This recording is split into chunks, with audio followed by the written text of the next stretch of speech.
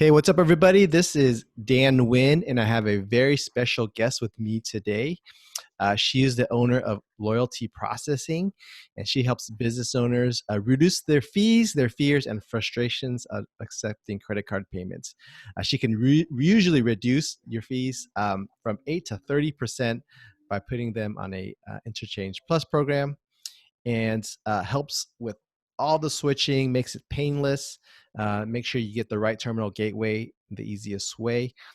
She actually gives out her cell phone number, so you don't have to wait for long customer service when you need tech support or statement support. I'd like to introduce to you Barbara Cunningham with Loyalty Processing. Thank you, Barbara. Oh, thanks, Dan, for having me on. Sure. We actually met through Matt Browning's program. And through his Pinnacle Partners, we got to know each other through the Pinnacle Partners program as well.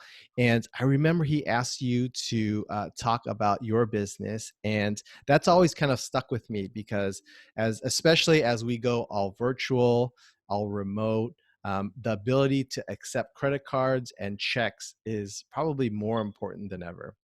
And a lot of my clients and listeners are now have to go to virtual or contactless, even contactless payments in person. So I wanted to bring someone on, like an expert as yourself, to talk about, there's a lots of things in the credit card industry that the normal business owner might not know. So I wanted to have you come along, share your expertise, and share some tips about, if someone's looking to either start or switch, what are the maybe top 3 things you know. But before I get there, can you tell us a little bit about yourself and how you got into the credit card industry? Sure. So I grew up on the East Coast in the New York, New Jersey area, and I went to FIT, which is the Fashion Institute of Technology. And so I spent my first 25 years in the clothing business. And as stores went out of business and it became harder and harder to make money, I said, I just have to move on and find something new to do. And I had no idea that this industry really even existed. But one year I raised over $2 million for Make-A-Wish Foundation. And the LA Times wrote an article about me on how I did that. And Dan Montrinas of US Merchant Services read the article, and he called me and said, wow, if you can raise that kind of money, I want you to come and work for me. And that's how I got into the credit card processing industry. I spent 8 years with Dan. And then when he sold the company to a leverage buyout firm, I left and started my own company, and that's Loyalty Processing, and we're almost 8 years old. Yeah. So this podcast is called The Intentional Entrepreneur. And can you tell us a little bit about that process? Because, when you were with that payment processing company, obviously you probably work on commission, but there was, some support back then, right? What was it like making that transition from, from working for a company to now working for yourself? So that was a very tough transition because, you're so afraid to step out on your own. And do you really know enough to step out on your own? But because Dan sold the company, there were a number of us that were all going to leave around the same time. And so we partnered together. I mean, we each own our own company, but we agreed on things like hiring one accountant and hiring one business attorney who's got all of our basic setups set up for us. So we kind of split that cost 5 ways because there were 5 of us. And that was probably the best thing that could have happened to me. And I was lucky because I was the only woman in the group, and all the men were younger than me. So it's sort of like they all kind of just looked up to me and let me lead the charge. Really good. And do you still do business or in contact with the same 4 people today? I am. And, Okay. we still mastermind together, and we get on a call once a month and we help each other because there's enough business for everyone. Yeah. And I think that's that is a fantastic mindset to have. I think, in the personal development field, that's called the abundant mindset. And and the opposite is the scarcity mindset, where, it's, I'm going to get mine, and, no one's to, no one else is going to get it. But, it's always refreshing to hear, especially in a very highly competitive industry, to know that, there's a plenty of business out there. It's just a matter about, who's going to get the next one. Right. Right. Right. Okay. So, you know, credit cards have obviously been around for many years, and someone had kind of described to me as kind of like the wild, wild west. And so I wanted to have you on the show, to kind of dispel some of the myths, maybe some insider secrets that you can expose, how we can lower our rates, and address kind of one of the pain points is like moving from a new processor to another. So maybe you can share your like top three ideas for any new business owner who's kind of looking to take credit cards or looking to move to a new processor. Sure. So first of all, I'm an independent rep, and I work with 4 of the largest processors in the United States. So my loyalty is to my clients, not to any processor or to a bank. And most people that you work with in the credit card processing industry are either employed by one of the processors or by a bank. And so their loyalty is to who they get their paycheck from. So that's one thing that's really different. So I would say to anybody looking for a new processor, you do much better with somebody who's an independent than somebody who's tied to a bank or to a processor directly. Okay. So that would be one tip. Okay. Cool. I think conceptually that totally makes sense. Very similar to maybe like insurance people. They're called, captive, right? They only Right. work like MetLife or New York Life. What are maybe some of the objections you hear from the other side? Like if I'm a business owner taking credit cards, and a captive person comes to me and say, hey, if I use an independent rep, they can basically shop my business around and they're loyal to me. Why shouldn't I use them? Well, so, the banks and the processors are going to use things like giving you free equipment and things like that, that the big guys can pay for, that sometimes a smaller independent can't. We're in a very good position with a number of the people that we work with where we can match that kind of free equipment. So that might be one reason that you would go to somebody like a bank or a processor, because you need expensive equipment and you don't want to have to lay that money out. So not every independent rep is going to be able to help you with that. We are able to help most of our clients with that. And if we couldn't help them with the whole price, we can usually split it 50-50. Okay. The other nice thing about us being independent is when every April and every October, Visa and MasterCard kind of look to adjust the interchange rates. And so processors use that as a time to increase their profits. And so what happens is many merchants will see their fees go up either April 1st or October 1st. I own my own book of business, and when the processors want to put on those type of increases, they have to ask me permission, and I'm allowed to say no. Wow. For my business. And that's what I do. I say, no, you're not adding extra fees to my merchants. My merchants I own them, you don't own them, and we're not having that kind of increase.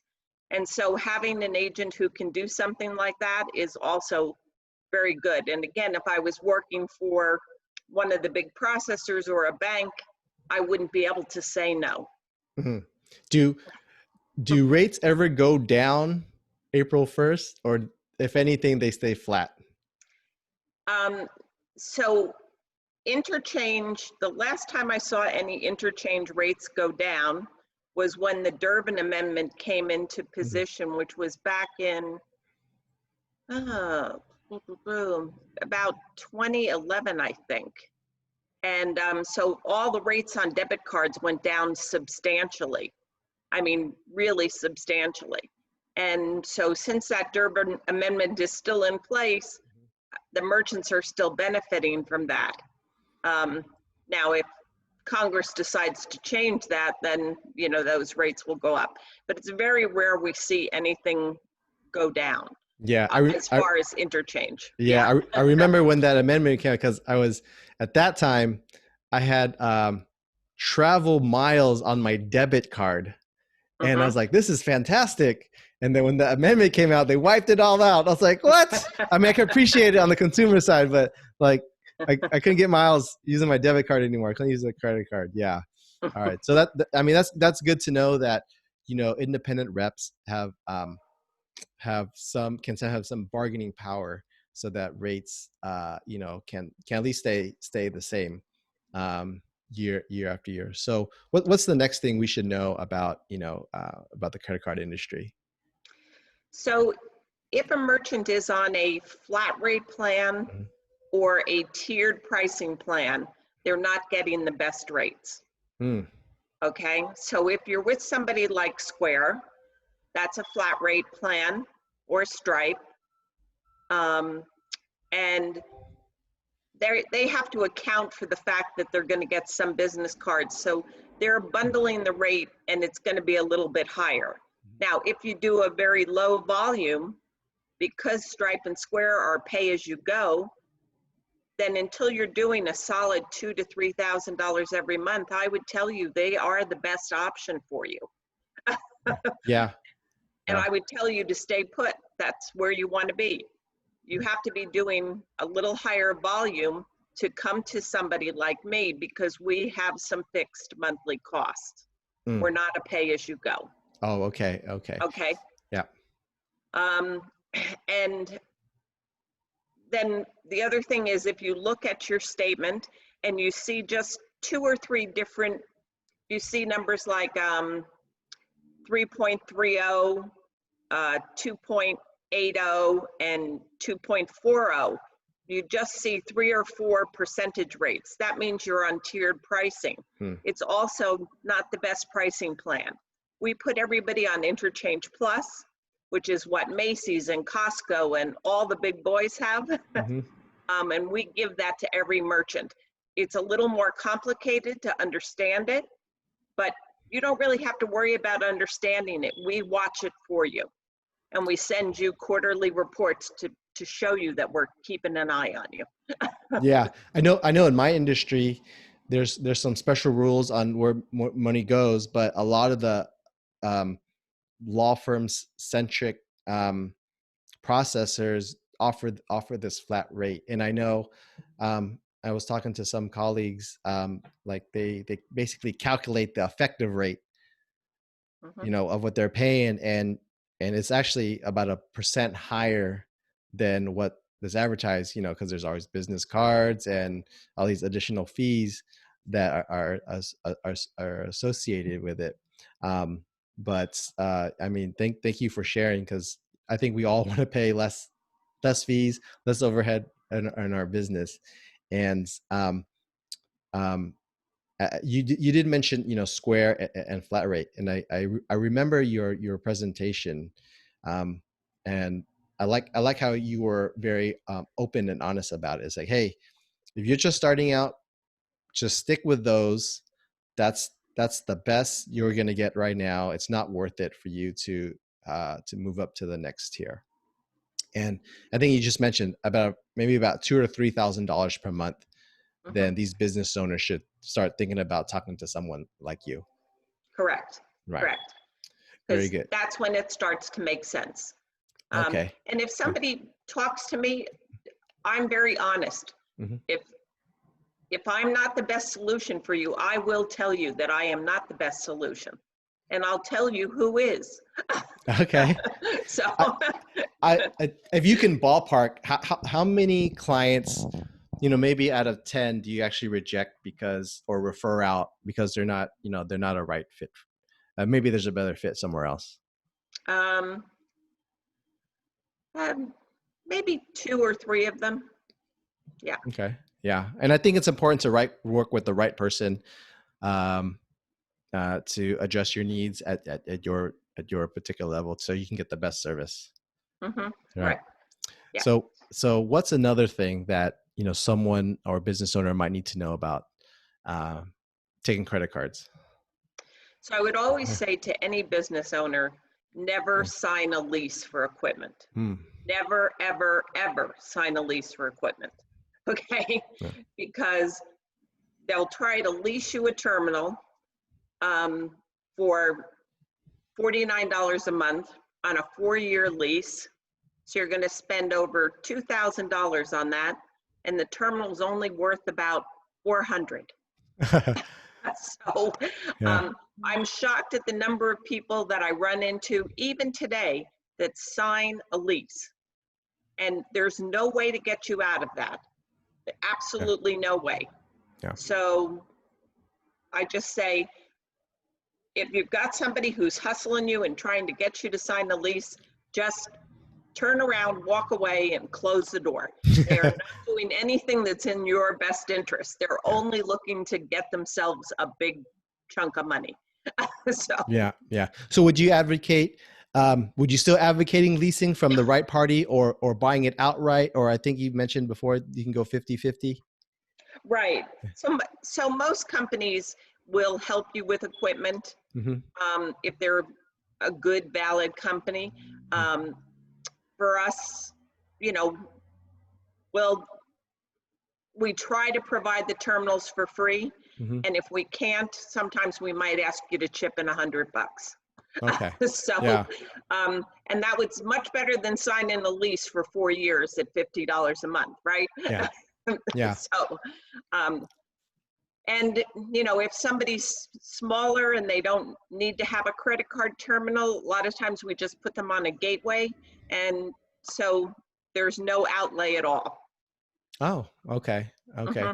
When, and I know usually terminals are for people that obviously retail or do a lot of, in business. Um, uh, how often should a business maybe update their terminal or, replace their terminal? Obviously, if it's broken, you return it, but exchange it. But, what's kind of the life cycle for terminals, generally speaking? Terminals basically are a 3 to 5 year life cycle. That's it.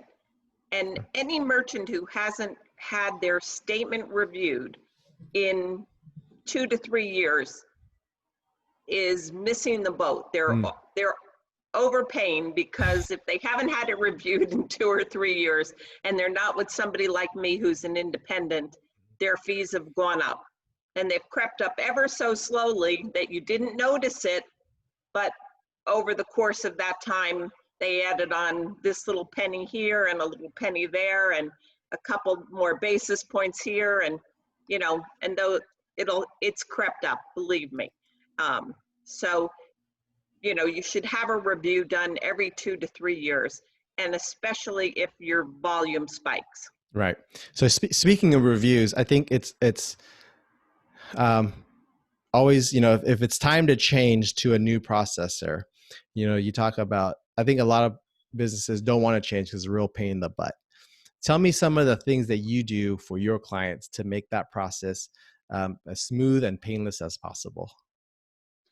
Right. So we both know Craig Duswalt, and Mm-hmm. he for a long time said, no, I'm not going to change because it's just too painful. He'll stand on stage now and say it was the easiest thing he ever did. We made it so simple that he didn't even have to think about it. He had to sign his name 3 times on our paperwork, and basically we held his hand through everything else, Mm-hmm. including having somebody go into his back end and update all of his software. Wow. So we make it super easy for our clients. We check on you every step of the way. We make sure your money's getting into your bank account. We help you close the old merchant account. We are full service. Mm. And we hold your hand the whole way.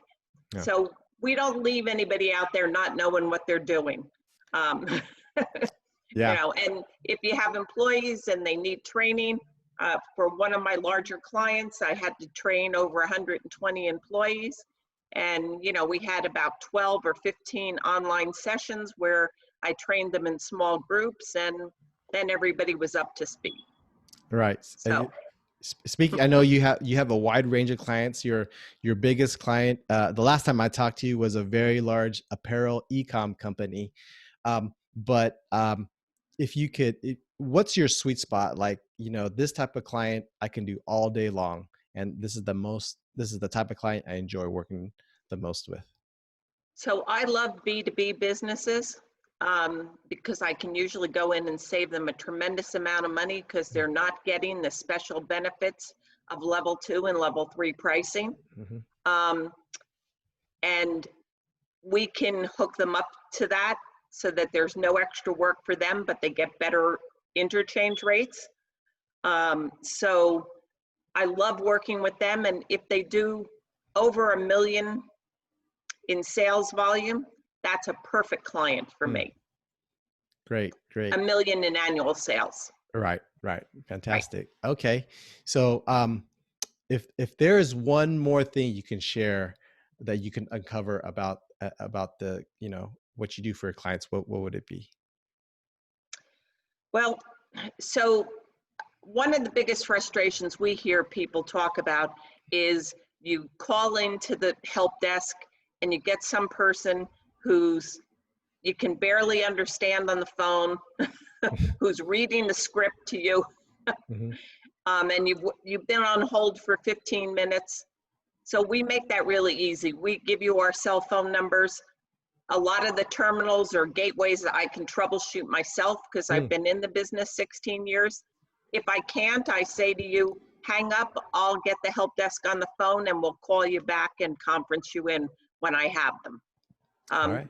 So we don't waste your time. If we have any brick and mortar stores, we leave a backup terminal at the store with them.